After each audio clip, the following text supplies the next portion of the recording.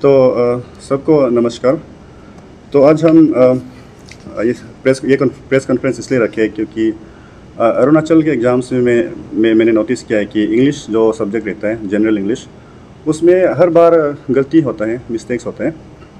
तो आज हम बात करेंगे कि वो मिस्टेक्स क्या हैं। दो एग्जांपल्स हम लेंगे जो रिसेंटली कंडक्टेड एग्ज़ाम हुआ है अभी एसएसबी का कंबाइंड ग्रेजुएट लेवल एग्ज़ाम, उसको लेके हम उसके दो क्वेश्चंस लेंगे हम, और हम डिस्कस करेंगे कि ये गलती क्यों होता है, उसके कॉजेज़ को हम पहचानेंगे। और ये इस प्रेस ब्रीफिंग में हम किसी का निगेटिव क्रिटिसिज्म नहीं करेंगे, बोर्ड का बिल्कुल भी नहीं करेंगे। हम एक पॉजिटिव फीडबैक के साथ इस प्रेस ब्रीफिंग को एंड करेंगे, ठीक है। तो ये प्रेस कॉन्फ्रेंस 3 पार्ट्स में होगा। नंबर 1 प्रॉब्लम क्या है, इशू क्या है। नंबर 2 उस इशू के कॉजेज़ क्या है। और नंबर 3 क्या है कि सोल्यूशन क्या है। क्योंकि ये चीज़ को है, अगर हम रुका सकते हैं, इस मिस्टेक्स को रुका सकते हैं फ्यूचर के लिए, तो जो कैंडिडेट्स हैं उनके लिए बहुत ही अच्छा होगा। ओके, तो जो हमारे मीडिया फ्रेंड्स जो आए हैं उनको मैंने ये क्वेश्चन पेपर प्रोवाइड किया हुआ है। आप लोग चाहे तो क्वेश्चन नंबर 1 को देख सकते हैं। यहाँ पे मैंने लिखा हुआ है क्वेश्चन नंबर 1। मैं एक बार इसको रीड आउट कर देता हूँ। Pick out the simple sentence from the alternatives given below. Option A, you can go by bus or by train. The annual sports will be held tomorrow. He went to Madras, got his visa and came back. I shall do as I like. तो देखिए, ये question number 1 में 3 options correct हैं, ठीक है। इस question number 1 में हमें ये कहा गया कि सिंपल सेंटेंस निकालिए है। तो इसमें 3 सेंटेंसेस जो है, 3 ऑप्शन जो है सिंपल सेंटेंसेस हैं। तो मैं ऐसा अगर बोल दूँ तो कोई बिलीव नहीं करेगा, तो मैं चाहता हूँ कि मैं इसको प्रूव करके दिखाऊँ, ठीक है। मैं प्रूव करूँगी सिंपल सेंटेंसेस है। तो ज़्यादा नहीं, 5 मिनट ही में लूँगा। आप मुझे 5 मिनट दीजिए, क्योंकि इंपॉर्टेंट है, मुझे एक्सप्लेन करना इंपॉर्टेंट है। अगर मैं बोल दूँगा कि हाँ ये 3 ऑप्शंस करेक्ट है तो फिर उससे बात नहीं बनता है। तो मैं एक बार आपको प्रूफ कर लेता हूँ, आप थोड़ा साथ दीजिए मुझे। तो सिंपल सेंटेंसेस आप देख लीजिए क्या होते हैं। देखिए, हाँ, नंबर 1 क्या है, सिंपल सेंटेंसेस। 3 होता है simple sentences. Number 2 compound sentences. और नंबर 3 आप भी पढ़ ले सकते हैं मीडिया फ्रेंड्स। यहाँ पे 2 प्राइजेस है। अगर आपने सही जवाब दिया तो 2 लोगों को यहाँ पे प्राइज दिया जाएगा, अच्छा प्राइज है। तो कॉम्प्लेक्स सेंटेंसेस, तो आप इसको अच्छे से फॉलो करने के लिए ट्राई कीजिए, ठीक है। तो क्वेश्चन जो है सिंपल सेंटेंसेस से रिलेटेड है। तो एक चीज़ है, मैं आपको एक चीज़ बता देता हूँ जल्दी से। क्लोजेस, ठीक है। क्लोजेस क्या होता है, क्लोज में 3 चीज़ें होता है। नंबर 1 इंपॉर्टेंट है, कोई भी मिस नहीं करना है, सब्जेक्ट है। नंबर 2 वर्ब है। Number 3 grammatical correctness. ये हमें जानना पड़ेगा, नहीं तो हम ये प्रूव नहीं कर पाएंगे कि ये क्वेश्चन नंबर 1 में 3 ऑप्शंस करेक्ट है। तो ये कंसेप्ट जरूरी है। जैसे कि राम ड्रिंकिंग टी, क्या ये क्लोज है? ये क्लोज नहीं है। क्यों नहीं है? इसमें सब्जेक्ट है राम, वर्ब है, लेकिन ये ग्रामेटिकली रॉन्ग है, तो ये क्लोज नहीं है। ओके, ये क्लोज नहीं है। अगर हम इसको ऐसा लिखें, राम इज ड्रिंकिंग टी, तो ये हो जाता है एक क्लोज। क्यों क्लोज हो गया? इसमें सब्जेक्ट ये है, वर्ब है drinking, main verb is, helping verb है, ऑक्सिलरी वर्ब इज है, और ये ग्रामेटिकली करेक्ट है, तो ये होता है क्लोज, ठीक है। तो नंबर 2 हम क्या देखेंगे, टाइप्स ऑफ क्लोजेस। क्लोजेस के टाइप्स, ओके। तो 1 क्या है, इंडिपेंडेंट क्लोजेस। इंडिपेंडेंट क्लोजेस है number 1, independent clauses. Independent clause का मतलब क्या होता है, ठीक है। इंडिपेंडेंट क्लोज का मतलब होता है a clause that can act as a sentence on. Press briefing में क्या करना कहते हैं, कोई भी मत सोचिए, ये इंपॉर्टेंट है, नहीं तो हम इस चीज को प्रूफ नहीं कर पाएंगे, ठीक है। जस्ट मुझे 5 मिनट का टाइम दीजिए। ऑन इट्स ओन, वो क्लोज जो एक सेंटेंस का जैसा बिहेव कर सकता है। आपको मैं एग्जांपल्स बताता हूँ। देखो, व्हेन आई एम हंग्री, मुझे बताइए ये क्लोज है कि नहीं है? ये क्लोज है, ठीक है। क्यों क्लोज है? सब्जेक्ट है, वर्ब है, और ग्रामेटिकली करेक्ट है। समझ रहे हैं ना? तो आप लोग भी पार्टिसिपेट कीजिए, ठीक है। आपके लिए 2 लोगों के लिए प्राइजेस है। लास्ट में मैं सवाल पूछूंगा, जो भी सही जवाब देगा कैश प्राइज है सरप्राइज है वहाँ पे। तो चलिए, ये क्लोज हो गया, हाँ क्लोज हो गया। तो मुझे बताइए, क्या ये एक सेंटेंस बन सकता है? जब मुझे भूख लगता है, जब मुझे भूख लगता है, ये एक सेंटेंस नहीं हो सकता है? नहीं हो सकते ना। तो ये क्या है, ये इंडिपेंडेंट क्लोज नहीं है, क्योंकि इंडिपेंडेंट क्लॉज का मतलब क्या है? A clause that can act as a sentence on its own. ये इंडिपेंडेंट क्लॉज नहीं है।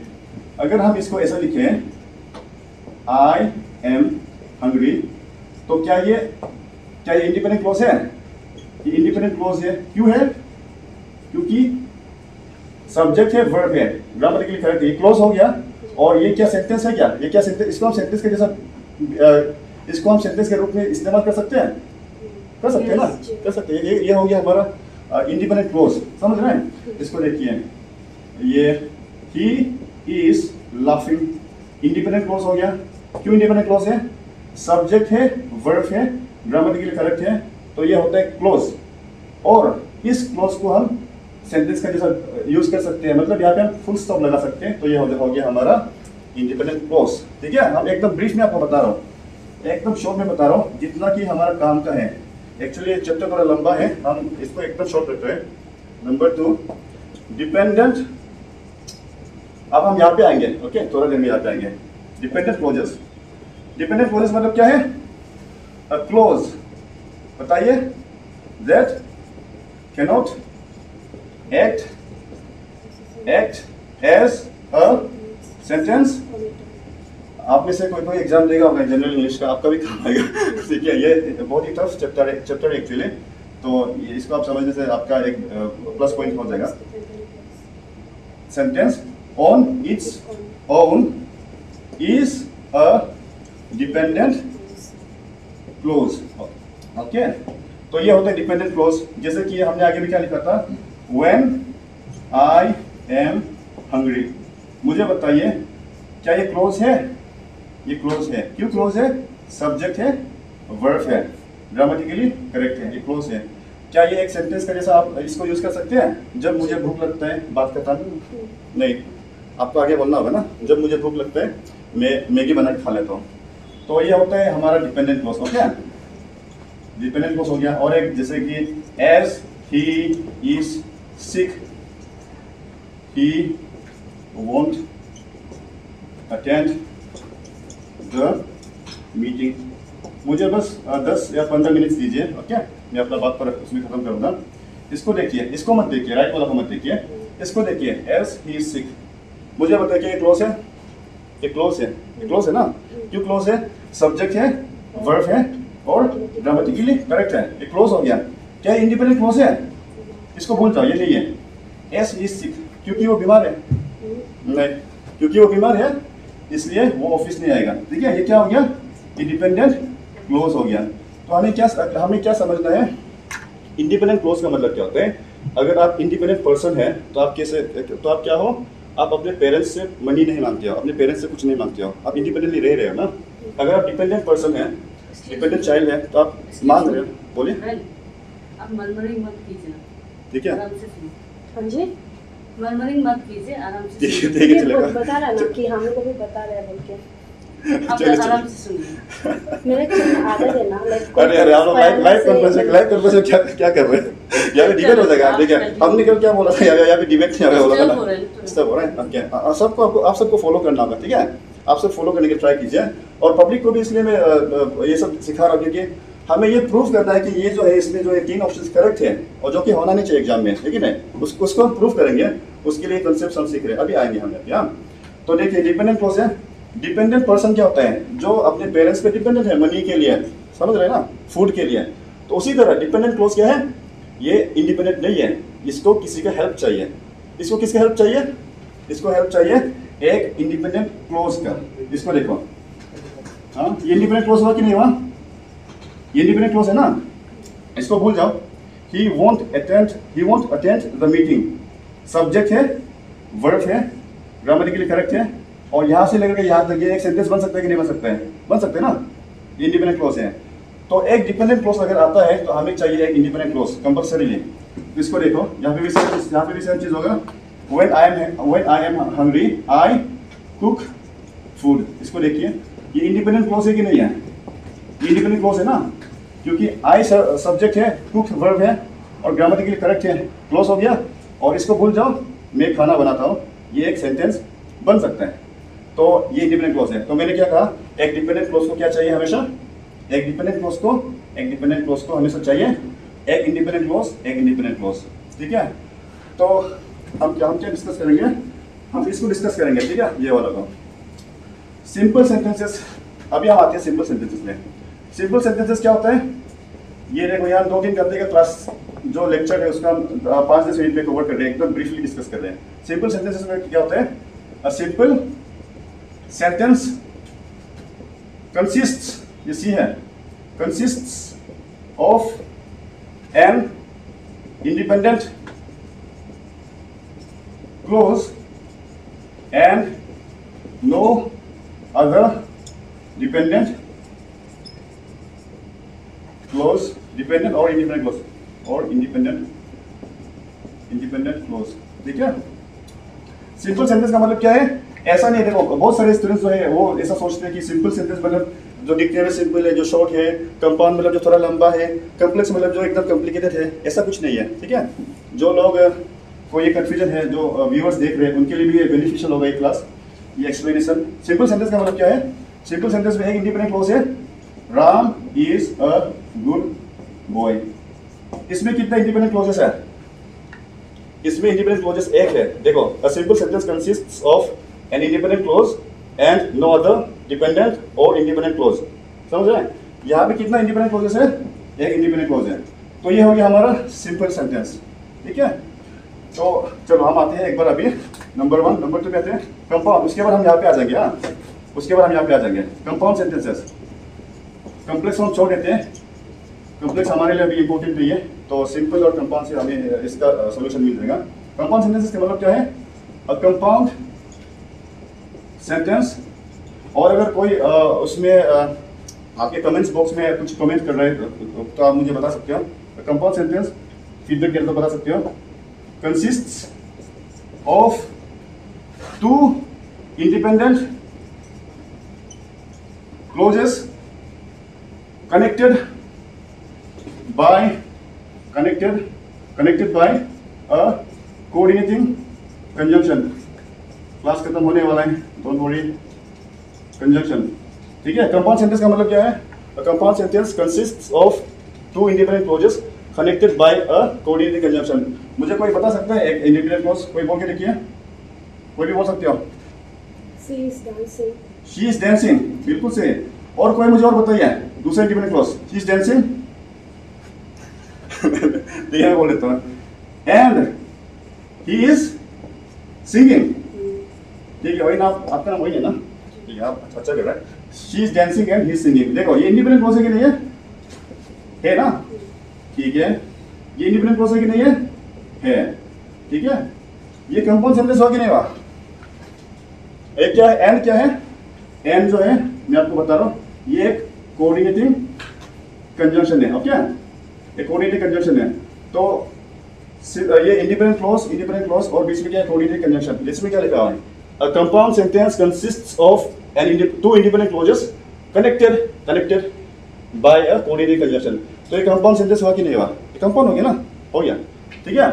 तो देखो 7 कोऑर्डिनेटिंग कंजंक्शंस हैं, कोऑर्डिनेटिंग कंजंक्शन 7 से है, इसको ये आपको हर बुक में मिल जाएगा, fan boys, for and NOR but और येट सो, समझ रहे हैं, ये आपको हर बुक में मिल जाएगा, फॉर एंड नोर बट और येट सो। तो अभी हम यहाँ पे आते हैं ना, मैं प्रूफ करूंगा कि यहाँ पे 3 ऑप्शंस क्यों करेक्ट है। यहाँ पे देखिए, यहाँ पे क्या कहा है, pick out the simple sentence from the alternatives given below, ऐसा सिंपल सेंटेंस निकालो बोला है। तो नहीं, किसी वेबसाइट से क्वेश्चन उठा लेगा, क्योंकि मैक्सिमम क्वेश्चन जो है इस एग्जाम में वेबसाइट से, आप गूगल करोगे डायरेक्ट मिल जाएगा, तो ऐसा नहीं करना चाहिए। हाँ, वेबसाइट से उठाइए, कोई बात नहीं, क्योंकि कोई इतना भी टैलेंटेड नहीं होगा ना कि खुद ही क्वेश्चंस बनाए, लेकिन मेरा कहने का मतलब है कि रिसर्च कीजिए, क्वेश्चन देखने के बाद अगर आपके पास ये the capital of Arunachal Pradesh is 0 Tawang Bomdila Roing ऐसा कहीं नहीं लिख दिया, मिस प्रिंट हो गया, तो उसका सीधा कॉपी एंड पेस्ट नहीं करना है, आपको दिमाग लगाने का, ईटानगर भी लगाना है। ये मैंने जीएस के बारे में बोला, लेकिन इंग्लिश के बारे में भी वही बोल रहा। आपने कभी कोशिश किया एपीएसएसबी के लोगों को अपनी तरफ से हेल्प करने के लिए, जैसे कि आपको इतना सारा ज्ञान है इस बारे में? मैं तो हमेशा रेडी हूँ, मैं तो डायरेक्टली कॉन्टेक्ट नहीं कर उन लोगों को, लेकिन मैं फेसबुक में हमेशा लिखता हूँ कि अगर मेरा हेल्प चाहिए तो मैं हेल्प करूँगा, अगर क्वेश्चन टफ कराना है तो भी मैं हेल्प करूँगा, क्योंकि क्वेश्चन जो है बहुत ईजी आया है। अगर क्वेश्चन टफ कराना है और स्टूडेंट्स को फिल्टर कराना है अच्छे से, तो मैं ऐसा क्वेश्चन सेट कर सकता हूँ जिसमें कि 70 लाना भी मुश्किल होगा, ठीक है, क्योंकि अभी के क्वेश्चन में 80, 90, 100 हर कोई जो मेहनत करके ला सकते हैं। तो वो सब चीज़ों के लिए मैं रेडी हूँ। बस वही है कि विलिंग होना चाहिए और थोड़ा सा हार्ड वर्क, मतलब थोड़ा सा अपने काम से थोड़ा ये करना चाहिए, डेडिकेटेड होना चाहिए, है कि नहीं? कैजुअल वर्क नहीं करना चाहिए, वही कॉपी पेस्ट वाला ज़्यादा नहीं करने से ठीक है। और एक क्वेश्चन है जी। मेरा, अगर आपको इस तरह से एक्सप्लेन करना है और जो भी आपने अपना रिसर्च दिखाया, जो भी हम लोग के सामने में जो भी रखा इंग्लिश के ग्रामर के बारे में, तो आपने शायद देखा ही होगा खान सर करके एक पेज है जो यूट्यूब में चलते हैं और वो फेमस भी है और उनको उनसे लोग बहुत इंस्पायर भी है। तो आप क्यों इस तरह का कुछ कदम नहीं उठाते? मैं उठा रहा हूँ, मेरा भी फेसबुक यूट्यूब पेज है और करेंटली मेरा अभी 900 स्टूडेंट्स है ऑनलाइन बैचेस में, तो मैं कर रहा हूँ। लेकिन हर किसी को तो मैं नहीं सिखा सकता क्योंकि हर कोई क्लासेस ज्वाइन नहीं करता है। तो फिर मैं तो वो कर रहा हूँ, अगर स्टूडेंट्स देखो, अगर मेरा क्लासेस से स्टूडेंट्स को बेनिफिट होता है, स्टूडेंट्स को इंप्रूव होता है, वो अलग बात है। लेकिन वो इंप्रूव हो गया, लेकिन एग्जाम अगर ऐसे चलते रहेगा तो फिर उसका तो फायदा नहीं है। फिर वही मैं बोल रहा हूँ। कंबाइंड ग्रेजुएट लेवल एग्जाम है, उसका फर्स्ट क्वेश्चन है सीरीज सी का। तो यहाँ पे क्या हो रहा है, 3 ऑप्शन करेक्ट हो गया। इसको देखिए, मुझे बताओ ये सिंपल है कि कंपाउंड है? आप मुझे बताओ, मैंने आपको डिफिनेशन बताया, सिंपल है कि कंपाउंड है ये वाला? कितना इंडिपेंडेंट क्लोजेस है, एक है कि दो है? बताइए, एक है कि दो है? बताइए बताइए, सही जवाब दीजिए, वेट कीजिए। 4 and NOR but yes yes please आप बोल के देखिए, और येट। सो देखो यहाँ पे जो है, ये जो है ये भी सिंपल सेंटेंस है। ओके, सिंपल सेंटेंस है।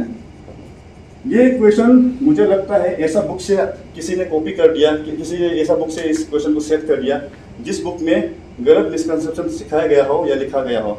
देखिए किताबों में ना, जो हमारे ग्रामर बुक्स है, क्योंकि मैं ग्रामर की पढ़ाता हूँ, मुझे मालूम है कि बहुत सारे कंसेप्ट जो है रॉन्ग है, जो हमारे मार्केट में अवेलेबल है। आपको मैं एक चीज़ बताता हूँ, देखो न्यूज़पेपर के नाम में मुझे बताओ डेफिनेट आर्टिकल लगता है कि नहीं लगता है? लगता है। आपने ग्रामर पढ़ा होगा ना बचपन में, तो क्या लिखा इसमें, लगता है कि नहीं लगता है?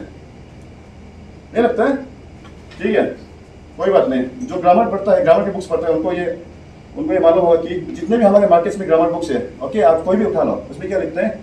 उसमें लिखता है कि जो न्यूज़पेपर नेम्स है उसमें डेफिनेट आर्टिकल लग जाते हैं, जैसे कि दी अरुणाचल टाइम्स, ठीक है, the times of India etcetera.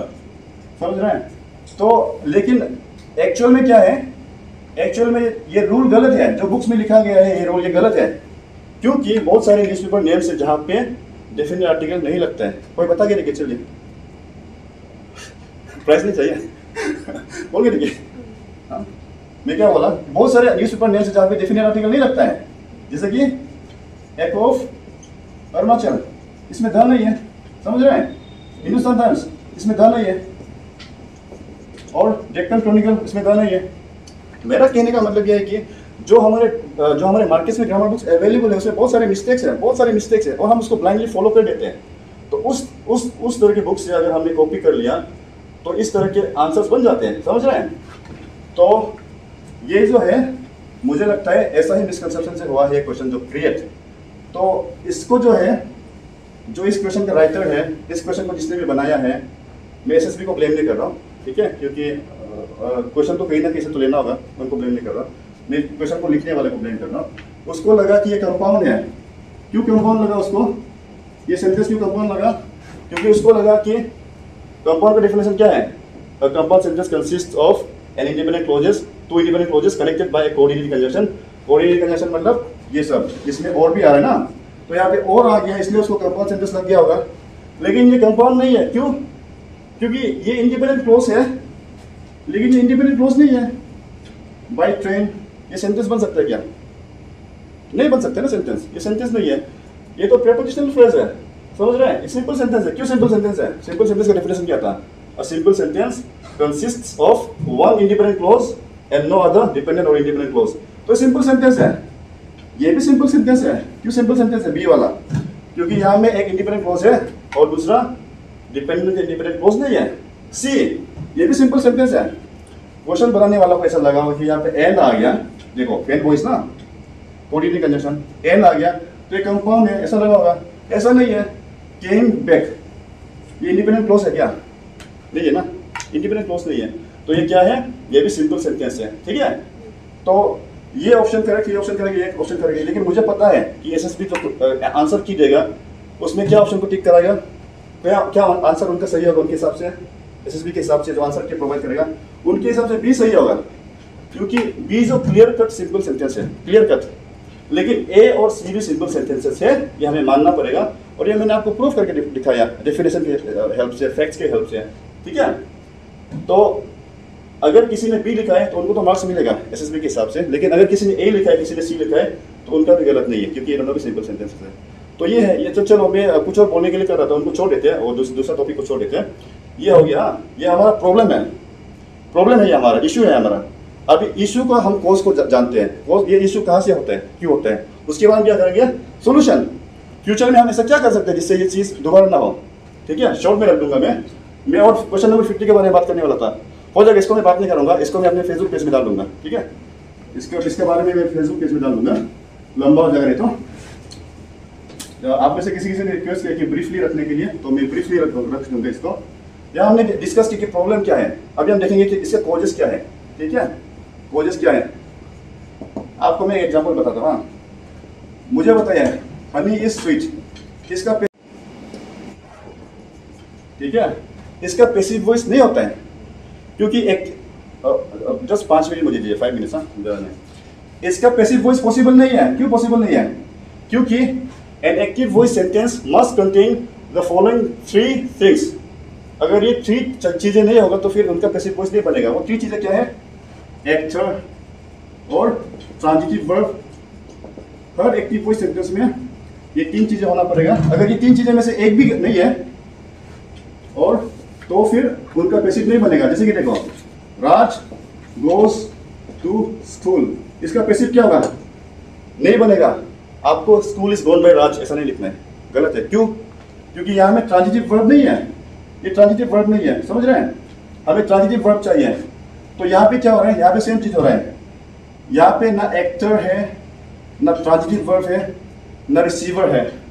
इस सेंटेंस में तीनों नहीं है। ये सब्जेक्ट है, ओके, ये सब्जेक्ट है, ये सब्जेक्ट है, ये एक्टर नहीं है।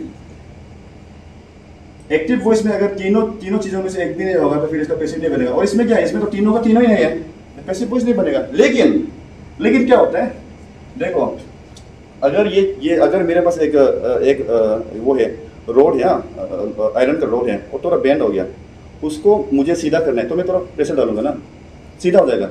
लेकिन अगर मैंने उसको ज़्यादा ओवर कॉम्पेंसेट कर दिया, ज़्यादा ही प्रेशर डाल दिया, तो वो टूट जाएगा। वायर ऐसा होता है ना, वायर को टूट जाता है। तो ट्राई कीजिए इसको सही देखने के लिए। तो मेरा कहने का मतलब ये है कि इसमें इंडियन एजुकेशन सिस्टम में ओवर कॉम्पेंसेट कर देता है। इसी तरह का चीज़ों को, एक्टिव और पैसिव को हम ज़्यादा क्यों ध्यान देते हैं? क्योंकि एक्टिव वॉइस में हर कोई बोलता है बात, लेकिन अगर हम पैसिव वॉइस को ज़्यादा ध्यान देंगे तो फिर एक्टिव वॉइस पैसिव वॉइस को ज़्यादा क्लियर से समझेंगे, ऐसा सोचते हैं इंडिया के एजुकेशन सिस्टम को डिजाइन करने वाले हैं। तो लेकिन ऐसा नहीं है, हमें चीज़ों को ओवर कॉम्पेंसेट नहीं कर देना है, ठीक है। तो ज़्यादा करने का चक्कर में क्या हो रहा है, चीज़ों को ज़्यादा करने का चक्कर में क्या हो रहा है कि इस तरह का सेंटेंसेस को भी हम पैसिव वॉइस बनवा रहे हैं, जिसका कि पैसिव वॉइस पॉसिबल नहीं है।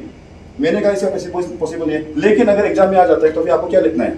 हनी, बोलिए, is sweet when it is tested. It is तो है, ऑप्शनल है, ठीक है। एग्जाम में आपको ये लिखना है। अब कोई भी वीडियो देख रहे हैं, अगर ये आपके एग्जाम में आ गया, इसका पैसिव वॉइस बनाओ, ये लिखना है। लेकिन ये गलत है, इसका पैसिव वॉइस है ही नहीं होता है, समझ रहे हैं? वो मैं बोल रहा हूँ। और मैंने आपको आर्टिकल वाला बताया, डेफिनेट आर्टिकल मीन्स द। कोई भी ग्रामर बुक आप उठा लो अभी जाके, आज जाके, या आपका बस जो ग्रामर बुक है उसको आप देख लो, उसमें क्या लिखा हुआ है आर्टिकल वाले चैप्टर में। डेफिनेट आर्टिकल जो है न्यूज़पेपर के नाम में लगता है हमेशा, ऐसा लिखा हुआ है, जो कि गलत है। मैंने आपको 3 एग्जाम्पल्स बताया, एको अरुणाचल, हिंदुस्तान टाइम्स और डेक्कन क्रॉनिकल, जहाँ पे डेफिनेट आर्टिकल नहीं है। आप कभी भी द हिंदुस्तान टाइम्स नहीं बोलते हैं। लेकिन अगर आपको एग्जाम में आ गया, आई हैव सब्सक्राइब टू, ऐसा आ गया हिंदुस्तान टाइम्स, फिर आपको क्या करना है? A an the no article. Exam में ऐसा आ गया, आपको क्या करना है? आपको सही जवाब नहीं लिखना है, आपको किताब के हिसाब से लिखना है। द हिंदुस्तान टाइम्स लिख देना है, समझ रहे हैं? क्योंकि आप अगर इसमें नो आर्टिकल लिख देगा, इसको टिक कर देगा, तो आपका बात सच क्यों ना हो, लेकिन आपको 0 मार्क मिलेगा, क्योंकि बुक्स के हिसाब से यहाँ पे आपको आर्टिकल लगाना है। समझ रहे हैं मैं क्या बोलने के लिए ट्राई कर रहा हूँ?